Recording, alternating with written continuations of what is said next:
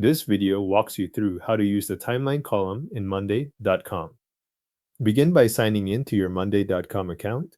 Enter your account details on the login page and wait for your workspace to load. Once you are in, go to the board where you want to use a timeline.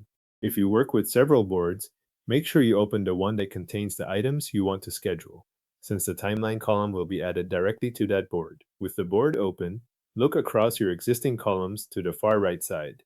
At the end of the column row, click the plus icon to add a new column. Monday.com will open a menu of column types. From that menu, select Timeline. This adds a timeline column to your board, so each item can be assigned a start date and an end date in one place.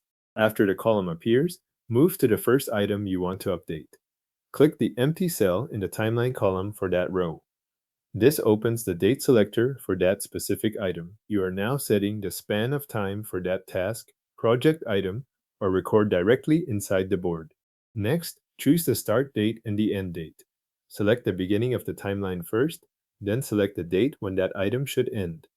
Once both dates are chosen, the timeline will appear in the cell. This gives you a visible date range attached to that item, which helps you track when the work starts and when it is expected to finish. Continue through the rest of the board and repeat the same action for any additional items that need a timeline. Click the timeline cell for the next row, choose the start date, then choose the end date. As you add more date ranges, the board becomes more organized around actual time periods rather than only item names or status labels. If a row does not need a timeline yet, you can leave that cell empty and move on to the next one.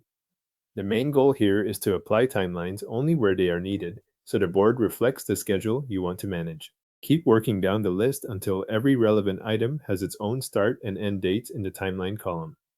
At this point, your board includes a timeline column with start and end dates added to the items you selected. Your monday.com board now has a timeline column set up with date ranges for your items.